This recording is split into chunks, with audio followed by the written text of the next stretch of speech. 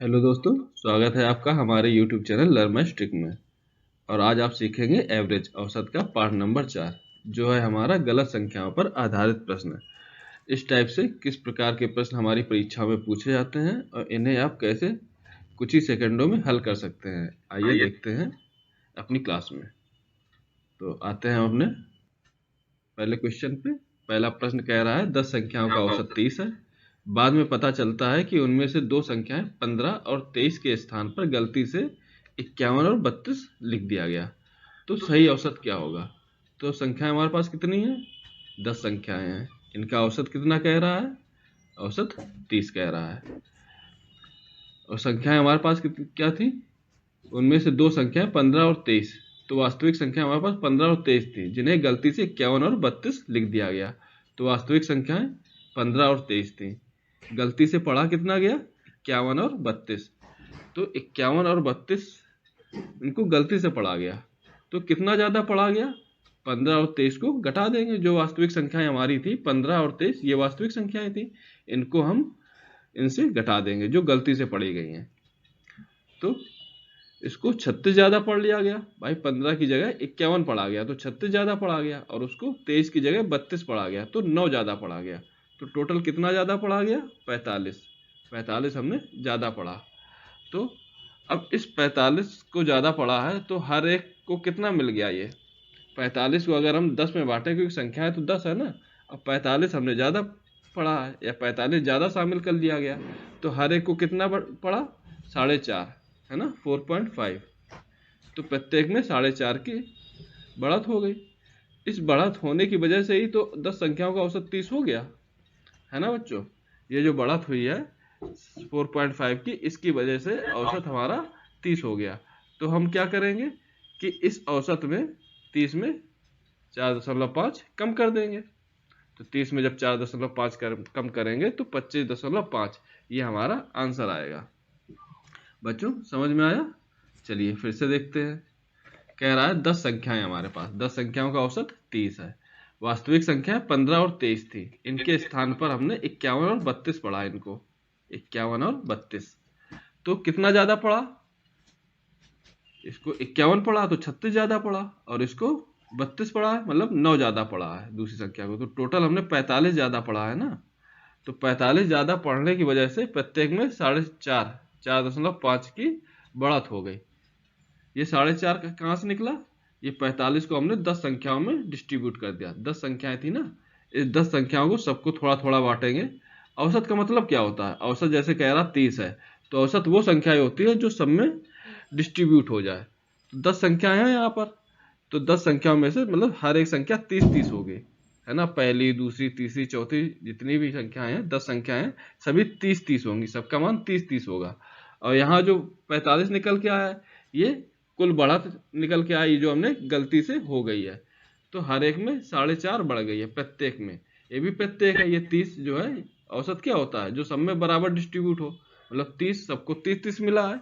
और यहाँ भी प्रत्येक को 4.5 बढ़त हुई है ना। ये 4.5 की बढ़त कब हुई है? जब गलती से 45 पढ़ा है ना। तो जो गलती से बढ़ गई है उसको अगर ठीक करना है तो वही कम कर देंगे। जब हर एक में 4.5 हमने बढ़ा दिए हैं, तो वही औसत में 4.5 हम कम कर देंगे, तो आंसर हमारा 25.5 निकल के आ जाएगा। तो बच्चों उम्मीद करते हैं अब आपको समझ में आ गया होगा। तो यही हमारा आंसर हो जाएगा 25.5, ऑप्शन ए। चलिए बच्चों अब आते हैं अपने अगले प्रश्न पे। अगला प्रश्न कह रहा है कि 20 प्रेक्षणों का औसत मान 75 प्राप्त हुआ। बाद में पता चला कि उनमें 97 को 79 पढ़ लिया था। तदनुसार सही औसत मान कितना था? तो प्रेक्षण हमारे पास कितने थे? 20 प्रेक्षण थे। औसत मान मतलब कि जो सब में बराबर बराबर बांटा गया हो। बच्चों अगर आपने हमारी पहले की क्लासेस नहीं देखी हैं तो पहले उन्हें देखिए जा करके, क्योंकि उसमें हमने बेसिक से समझाया है कि औसत होता क्या है। ये औसत जो 75 है, ये हर एक में डिस्ट्रीब्यूट हुआ है, मतलब इतना हर एक को मिला है। जो 20 प्रेक्षण है उसमें सबका मान हर एक का, 1 2 3 4 जितने भी प्रेक्षण है सबका मान 75 है ना। तो बाद में पता चला कि उनमें 97 को 79 पढ़ लिया था। हमारा कितना वास्तविक मान? 97 था। पढ़ा कितना गया? 79 79 पढ़ा गया है ना, तो कितना कम पढ़ा गया? 18 कम पढ़ा गया। भाई वास्तविक संख्या 97 थी, हमें 97 पढ़ना था, लेकिन हमने पढ़ा कितना? 79 पढ़ा। तो कितना कम पढ़ा? 18 कम पढ़ा, है ना। ये 18 टोटल में कम पढ़ा गया है ना।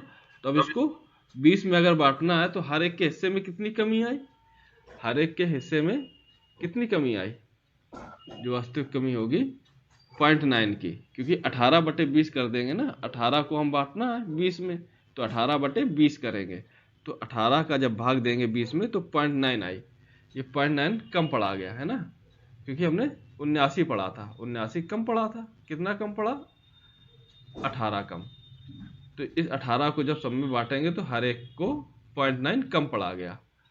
इस 0.9 को कम पढ़ने की वजह से ही तो औसत हमारा 75 हुआ है ना।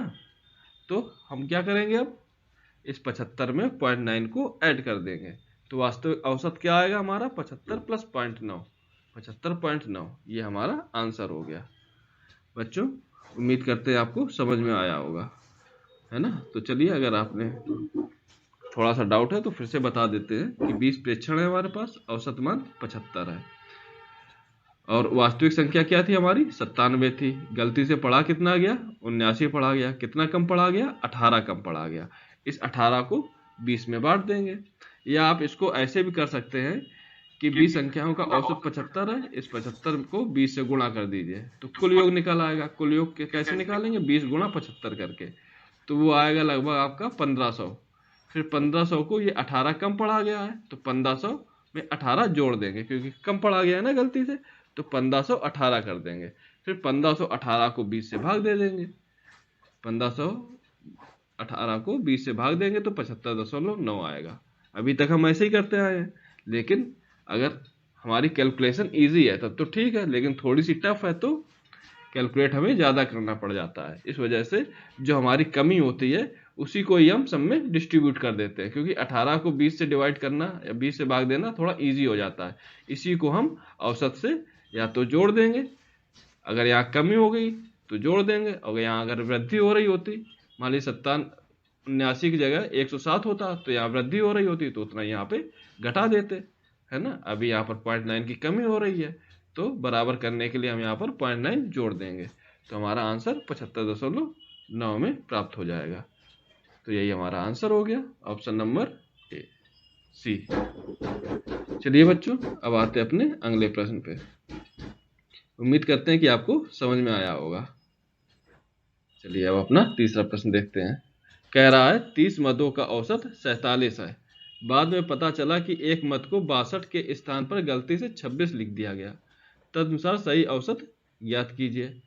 तो हमारे पास मद कितने हैं? 20 मद है, जिनका औसत 47 है, मतलब हर एक मद 47 का है। बाद में पता चला कि एक मद को 62 के स्थान पर गलती से 26 लिख दिया गया। वास्तविक क्या था? 62। गलती से लिखा कितना गया? 26 लिखा गया। तो कितना कम लिखा गया? 36 कम पड़ा गया ना। तो इस 36 को 20 में बांट देंगे कि हर एक को कितना कम पड़ा गया, है ना। तो हर एक को 1.8 कम पड़ा गया। ये कम पढ़ने की वजह से ही तो औसत हमारा 47 हुआ है ना। जो हमने गलती से कम पढ़ा है उसी की वजह से औसत हमारा 47 है। देखो क्वेश्चन को फिर से पढ़िए। कह रहा है 20 मदों का औसत 47 है। बाद में पता चला कि एक मद को 62 के स्थान पर गलती से 26 लिख दिया गया, है ना। जब गलती से 26 लिख दिया गया उसी कारण से औसत हमारा 47 हुआ है। तो जब 36 पढ़ा गया कम तो 1.8 कम पढ़ा गया, है ना। तो औसत हमारा 47 हो गया। अब हमें पहले जैसा करना है कि पहले क्या होगा या एक्चुअल हमारा औसत क्या होगा, तो हम औसत में 1.8 बढ़ा देंगे। जो कमी हुई है गलत पढ़ने की वजह से उसको सही करने के लिए हम उतना ही बढ़ा देंगे औसत में। तो 47 में 1.8 की बढ़त कर देंगे तो 48.8, ये हमारा आंसर हो जाएगा। ठीक है बच्चों, समझ में आया? ऑप्शन नंबर ए, ये हमारा सही आंसर हो गया। चलिए अब आते हैं अपने अगले प्रश्न पे। कह रहा है एक परीक्षा में छात्रों के प्राप्तांकों का औसत 60 पाया गया। गुणात्मक त्रुटियों को दूर करके कुछ 100 परीक्षार्थियों के औसत प्राप्तांक 60 के बजाय 30 हो गए और सभी परीक्षार्थियों के संबंधित औसत 45 अंक तक कम हो गया। तदनुसार उस परीक्षा में कुल कितने उम्मीदवारों ने भाग लिया था। तो औसत कितना था हमारा, 60 पाया गया, है ना। गुणात्मक त्रुटियों की वजह से 100 परीक्षार्थियों के औसत प्राप्तांक 60 के बजाय 30 हो गए। तो कितना कम हो गया, प्रत्येक परीक्षार्थियों में कमी कितनी आई, 30 की। 100 परीक्षार्थी थे ना, 60 की बजाय 30 हो गए, तो 30 की कमी आई। तो सभी 100 में, क्योंकि परीक्षार्थी तो 100 है यहाँ पर, है ना। पहले हमें नहीं पता कितने हैं, लेकिन अभी यहाँ पे 100 की बात कर रहा है ना, कि 100 परीक्षार्थी हैं। यहाँ पर ये 100 परीक्षार्थियों का औसत 60 के बजाय 30 हो गया। इसका मतलब प्रत्येक परीक्षार्थी में 30 की कमी आई। तो 100 परीक्षार्थियों में कितनी कमी आई होगी, 3000 की, है ना। 100 परीक्षार्थियों में कुल कमी कितनी हुई, 3000 की, क्योंकि प्रत्येक परीक्षार्थी में 30 कमी आई। अब इन 3000 की कमी की वजह से क्या हुआ है कि प्राप्तांकों का औसत 60 था, और जब 60 के बजाय 30 हो गए, तो परीक्षार्थियों से संबंधित औसत 45 अंक कम हो गया। पहले 60 था, अब 45 अंक तक कम हो गया। तो कितना कम हो गया, 60 माइनस 45 कर देंगे, 15, है ना। तो सभी छात्रों के प्राप्तांकों में औसत कमी कितनी आई, 15। तो ये जो 15 की कमी आई है, ये किस वजह से आई है, क्योंकि 100 परीक्षार्थियों में हर एक में 30 की कमी हो गई, तो टोटल 3000 की कमी हो गई।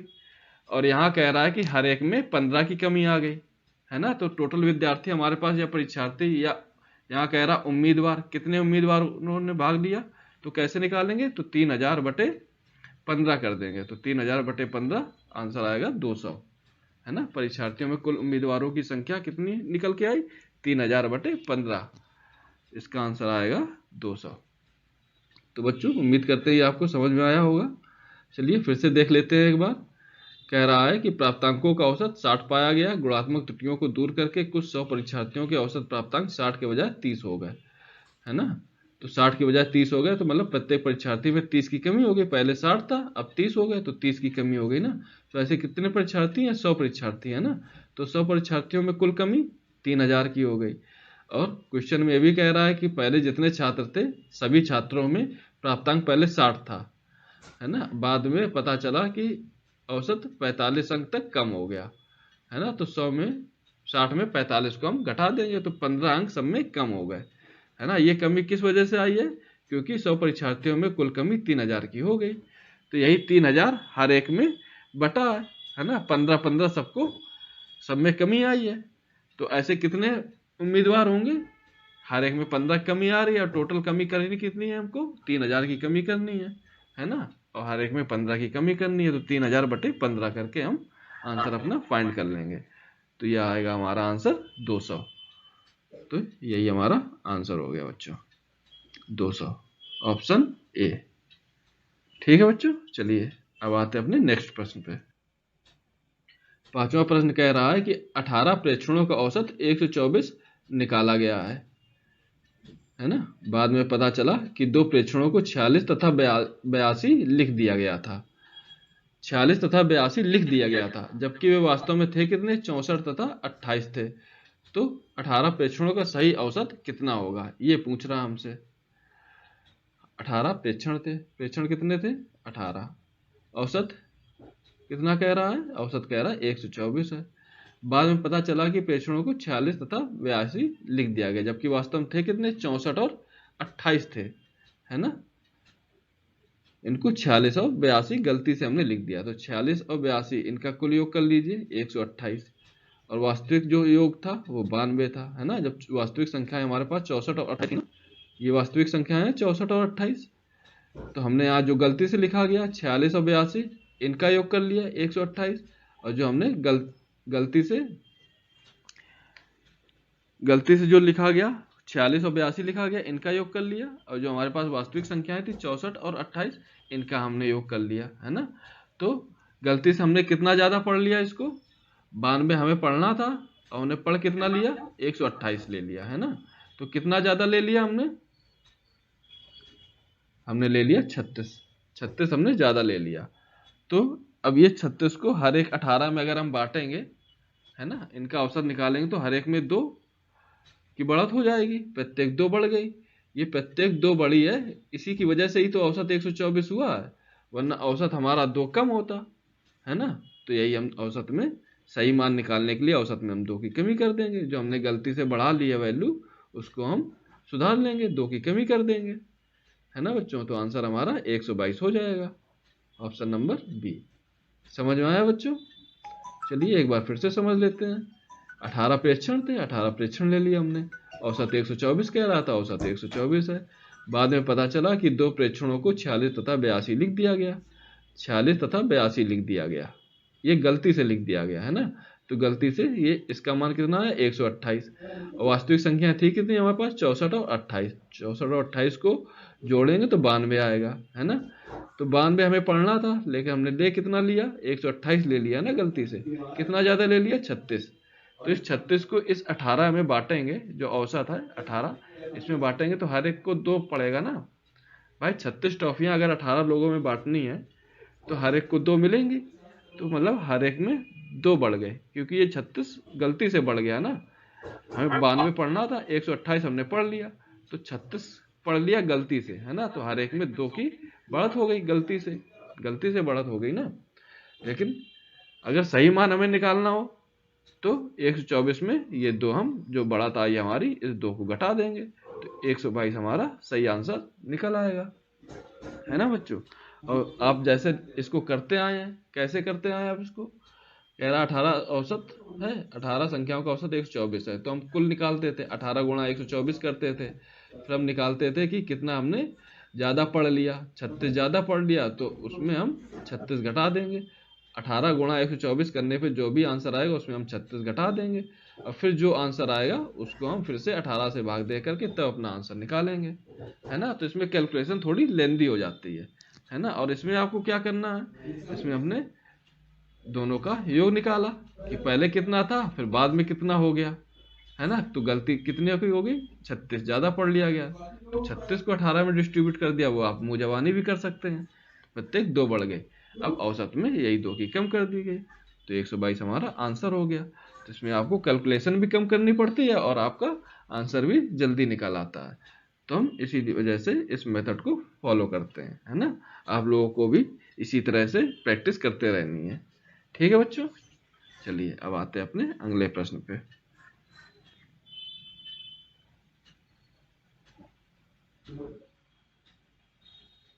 नेक्स्ट प्रश्न है कि 100 चीजों का औसत 46 है, बाद में यह पता चला कि उसमें 16 को गलती से 61 पढ़ लिया था और 43 को 34 पढ़ लिया था। यह भी पता चला कि चीजों की संख्या 100 नहीं बल्कि मात्र 90 थी, तदनुसार सही औसत मान कितना था। अब ऐसे प्रश्नों को कैसे करना है, चलिए वो भी समझते हैं। कह रहा है कि 100 चीजों का औसत 46 है, 100 चीजें हैं हमारे पास में, है ना। औसत कितना है 46 है। तो बाद में पता चला कि 16 को गलती से 61 पढ़ लिया, तो वास्तविक संख्या हमारे पास कितनी थी 16 और 43, क्योंकि 16 को गलती से 61 पढ़ा गया है और 43 को 34 पढ़ लिया गया है, तो वास्तविक संख्या हमारे पास 16 और 43 थी, है ना बच्चों। और जो गलती से पढ़ी गई हैं वो है 61 और 34, इनको गलती से पढ़ा गया, इनका टोटल कर लेंगे ये 95 आएगा, और जो वास्तविक संख्या हैं उनका टोटल करेंगे तो 59 आएगा। तो हमने गलती से कितना ज़्यादा पढ़ लिया 36 ज़्यादा पढ़ लिया, है ना। अब इस 36 को हमें बांटना है 100 में, है ना, 100 में बांटना है, लेकिन कह रहा है कि 100 चीजें ना होकर के चीजें कितनी थी 90 थी, तो हम इनको 100 में क्यों बांटेंगे 36 को। अब हम बांटेंगे इसको 90 में, तो 90 में बांटना है तो 36/90 करेंगे, तो जब 36/90 करेंगे तो हमारे पास 0.4 आएगा, है ना। 0.4 ये बढ़ गई क्योंकि 36 गलती से पढ़ लिया गया ना, पढ़ना था हमें 59 और हमने पढ़ लिया 95, 59 पढ़ना था 95 पढ़ लिया, गलती से 36 पढ़ लिया ज़्यादा, तो यही जो गलती से ज़्यादा पढ़ लिया है तो उसकी वजह से प्रत्येक में 0.4 बढ़ गई है। ये 0.4 इस वजह से आई है कि औसत हम अब 90 में निकाल रहे हैं, तो 36/90 कर रहे हैं, तो जब 36/90 करेंगे तो 0.4 बढ़ रही है ना बच्चों। तो अब इसको सुधारने के लिए हम औसत में इतना ही कम कर देंगे, है ना।